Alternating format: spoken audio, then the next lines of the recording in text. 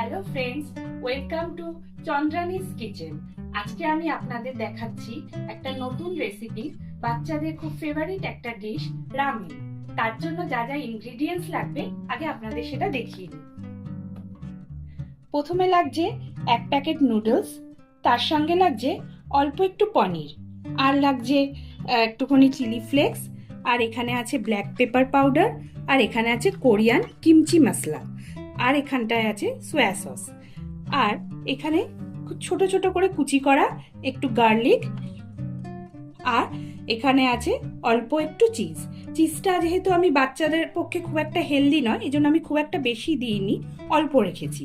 আর আছে ম্যাগি মশলা, আর তার সাথে লাগবে কিছু কিছু ভেজিটেবলসের মধ্যে প্রথমে আছে স্পিনাচ বা পালং শাক, আর আছে ডাইস করে কেটে রাখা একটু অনিয়ন বা পেঁয়াজ, আর আছে ক্যারট বা গাজর, আর এখানে রয়েছে আপনাদের হচ্ছে রেড চিলি সস।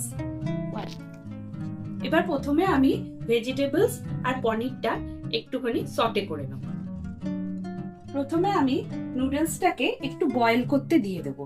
একটু জলের পরিমাণটা বেশি লাগবে, কারণ এই বয়েলের ওয়াটারটাই আবার ওর মধ্যে দিতে হবে।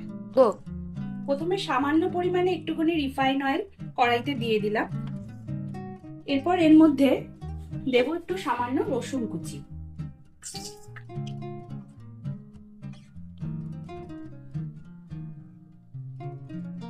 তারপর রসুনটা একটু ভাজা ভাজা হলে এর মধ্যে দিয়ে দেবো পনিরের টুকরোগুলো,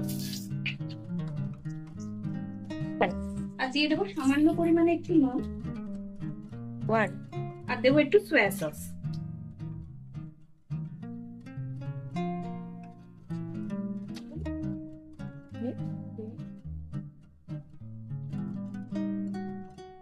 এবারে এই পনিরের টুকরোগুলোকে আমি তুলে নেব।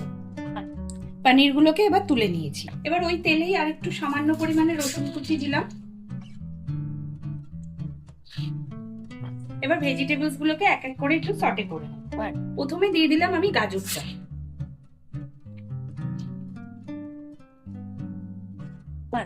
গাজরের মধ্যে এবার দিয়ে দেবো একটু রেড চিলি সস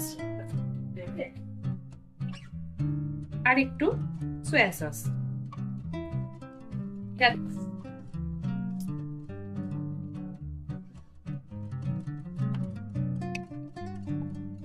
সামান্য একটু ফ্রাই হওয়ার পর আমরা এটাকে তুলে নেব।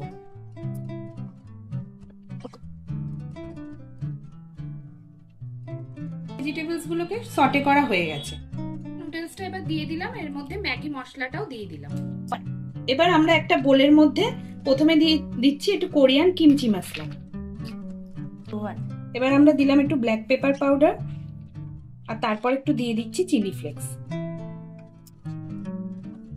এবার রেড চিলি সসটা এই বোলটার মধ্যেই দিয়ে নেব।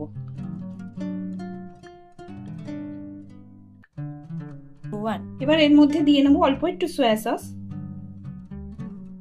এবার নুডলসটা এর মধ্যে দিয়ে দিলাম, আর এরপর ভালো করে ওই মশলাগুলোর সাথে মিক্স করে নিলাম। চিজগুলো ছিঁড়ে ছিঁড়ে এর উপরে দিয়ে দেবো।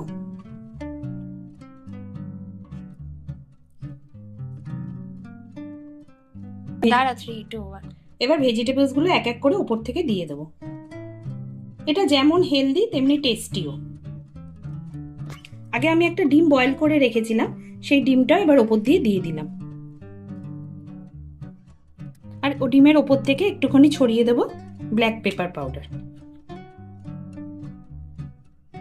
এবার আমার পুরো রেডি রামেন।